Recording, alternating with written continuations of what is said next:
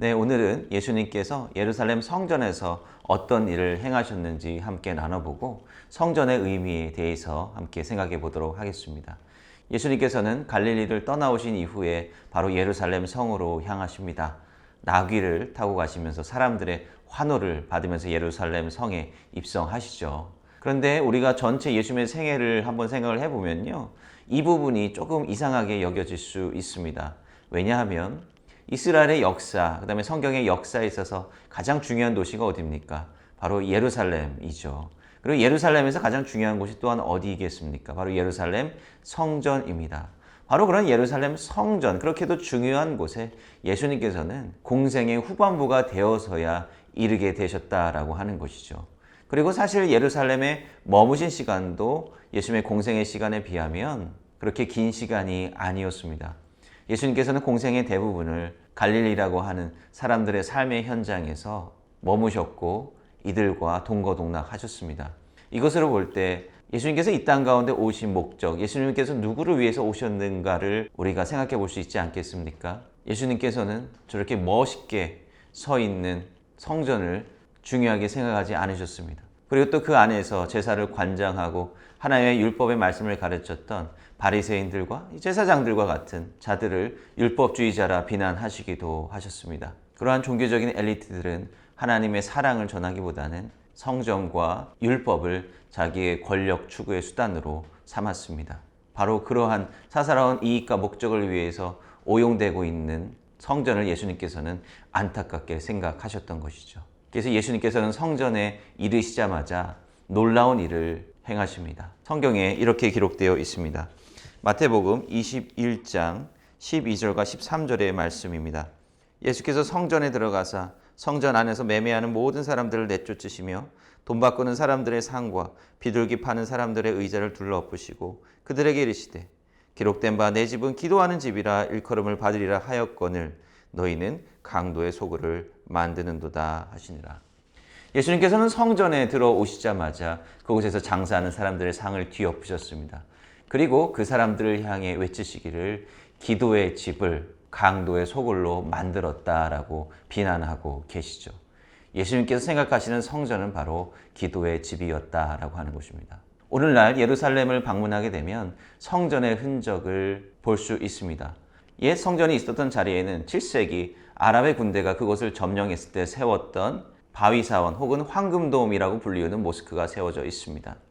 옛 성전의 흔적은 그 성전을 둘러싸고 있었던 벽들 가운데 서쪽 편에 위치하고 있었던 벽인 성전 서벽 혹은 통곡의 벽이라고 불리우는 것입니다. 그리고 그 통곡의 벽을 따라 남쪽으로 좀 더 내려가다 보면 그 아래쪽에 옛 건물들이 세워져 있었던 그런 흔적을 발견할 수가 있게 되겠는데요.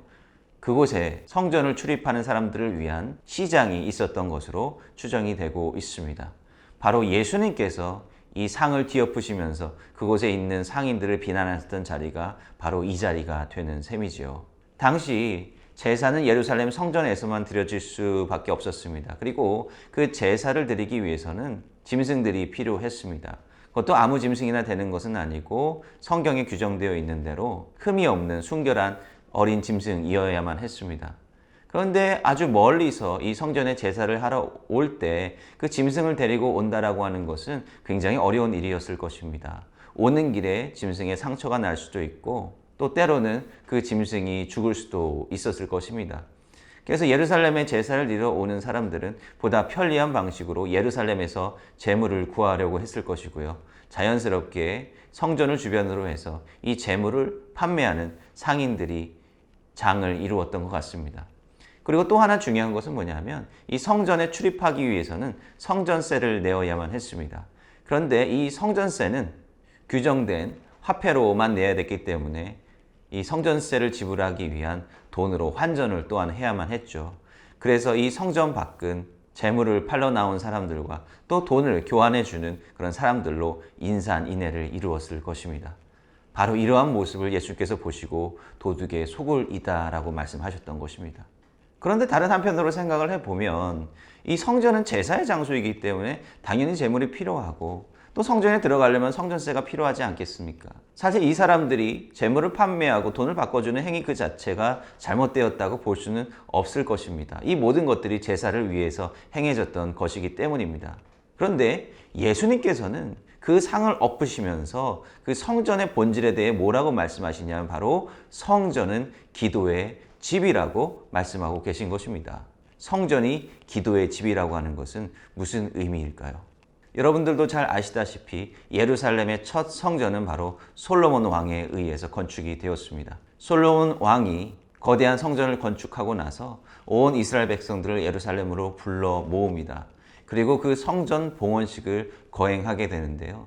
이 솔로몬 왕은 그때 하나님 앞에 기도를 하게 됩니다. 그 솔로몬의 기도가 열왕기상 8장에 잘 기록되어 있습니다. 우리가 구약의 성전을 생각해 볼 때 이 장소적인 개념이 굉장히 중요하지 않습니까?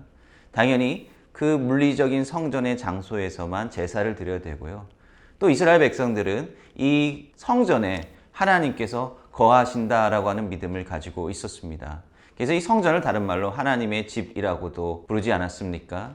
그런데 솔로몬의 기도의 내용을 보면 우리가 좀 다른 성전에 대한 관점을 발견할 수가 있습니다. 솔로몬의 기도 내용 가운데 일부를 한번 읽어드리도록 하겠습니다. 열왕기상 8장 35절과 36절 말씀입니다. 만일 그들이 주께 범죄함으로 말미암아 하늘이 닫히고 비가 없어서 주께 벌을 받을 때에 이곳을 향하여 기도하며 주의 이름을 찬양하고 그들의 죄에서 떠나거든 주는 하늘에서 들으사 주의 종들과 주의 백성 이스라엘의 죄를 사하시고 그들이 마땅히 행할 선한 길을 가르쳐 주시오며 주의 백성에게 기업으로 주신 주의 땅에 비를 내리시옵소서. 솔로몬이 이 기도를 통해서 어떤 것을 간구하고 있습니까? 여기서 이 회개 기도에 대한 이야기를 하고 있는데요. 그런데 이스라엘 백성들이 범죄했을 때 기도해야 되는 장소가 어디입니까? 성전입니까? 꼭 그렇지만은 않습니다. 여기서 솔로몬은 어디에 있든지 간에 성전을 향하여 기도한다라고 되어 있습니다. 이스라엘 백성들이 어느 곳에 거하든지 간에 성전을 향해서 기도할 때 하나님께서는 어디서 그 기도를 들으십니까? 바로 하늘에서 그 기도를 들으신다라고 하는 것입니다. 성전이라고 하는 물리적인 그 장소에만 하나님이 거하시는 것이 물론 아니고요. 이스라엘 백성들이 기도해야 되는 장소도 반드시 성전 안이 될 필요는 없다라고 하는 것입니다. 더욱더 중요한 것은 무엇입니까? 솔로몬이 간구하기를 이 성전을 향해서 어디에 있든지 이스라엘 백성들이 하늘에 계신 하나님께 기도를 드릴 때 바로 하나님께서 그 기도를 들으시고 죄를 용서해 달라라고 하는 것입니다. 여기서 죄를 사하시고라고 하는 표현은 제물 제사를 통해 용서함 받는 것과 동일한 방식으로 표현되었습니다. 즉 솔로몬의 성전 봉헌 기도를 통해 우리가 깨달을 수 있는 것은 처음부터 성전은 제사만을 드리는 곳이 아니었다라고 하는 것이죠. 성전은 기도의 장소이고 기도의 집이었습니다. 그리고 또한 제사를 통해서만이 속죄함을 얻는 것이 아니라 바로 하나님 앞에 진실된 마음으로 간절하게 기도하고 회개할 때에 속죄함과 용서함을 또한 얻을 수 있다라고 하는 것입니다. 하나님은 성전에 갇혀 계신 분이 아니다라고 하는 것이 바로 첫 성전이 세워질 때부터 강조되고 있다라고 하는 것이죠. 그러나 시간이 갈수록 이스라엘 백성들은 그 다음에 또한 종교 지도자들은 이를 망각했습니다. 성전이라고 하는 물리적인 공간을 배타적으로 만들어서 권력과 종교적인 의의를 드러내는 수단으로 만들어 버렸다라고 하는 것이죠. 그리고 예수님께서 성전 정화를 하시면서 말씀하셨던 것처럼 경제적인 이익을 추구하는 그런 수단으로 전락해 버렸다라고 하는 것입니다. 예수님께서 성전을 기도의 집이라고 말씀하셨을 때에는 하나님은 재물을 사거나 성전세를 낼 수 있는 경제적인 여력을 가지고 있는 사람들만 용인하시는 분이 아니라 바로 그들이 어디에 있든지 간에 꼭 성전에 오지 못한다 할지라도 간절한 마음으로 하나님 앞에 간구하고 기도할 때 그 기도를 들으시고 우리의 죄를 용서하여 주시는 분이라고 하는 것을 말씀하고 계신 것입니다. 그래서 예수님께서 제자들에게 가르쳐 주신 그 주기도문의 첫머리가 바로 하늘에 계신 우리 아버지여 아닙니까? 하나님께서는 종교적인 의례나 예식을 원하시는 분이 아니라 바로 우리의 진실된 마음을 원하신다라고 하는 것입니다. 하나님께서 원하시는 속죄는 제사로 이루어질 수 있는 것이 아닙니다. 우리의 의로움으로 이루어질 수 있는 것이 또한 아닙니다. 그것은 바로 우리를 위해 십자가를 지고 죽으신 그 십자가에 대한 믿음을 통해서 이루어질 수 있는 것이죠. 예수님께서는 우리를 위한 희생의 장소로 성전을 선택하지 않으시고 바로 골고다 언덕을 희생의 장소로 삼으셨습니다. 골고다 언덕은 성벽 밖에 있는 저주의 장소이고 죽음의 장소였습니다. 그 장소는 또한 성전과 같이 선택된 자들만이 드나들 수 있는 곳이 아니라 누구나 바라볼 수 있는 곳이었고 그곳에 바로 십자가가 세워졌습니다. 그 십자가에서 죽으신 예수 그리스도를 통해 하나님께서는 당신의 마음을 우리에게 전하고자 하셨던 것입니다. 이를 통해 우리가 신앙생활을 한다는 것의 의미를 다시 한번 되새겨 봤으면 좋겠습니다. 신앙생활은 거룩한 겉모습으로 드러나는 것이 아니라 진실된 우리의 삶과 진실된 우리의 마음 그리고 우리의 삶 그 자체로 드러나는 것입니다. 우리가 사순절 기간을 계속해서 보내고 있는데요. 성전이 곧 기도의 집이라고 말씀하셨던 예수님께서 우리에게 주신 그 메시지를 다시 한번 되새겨 보면서 우리의 신앙의 삶과 또 우리가 어떤 기도를 하나님 앞에 드려야 될지 생각해 보았으면 좋겠습니다.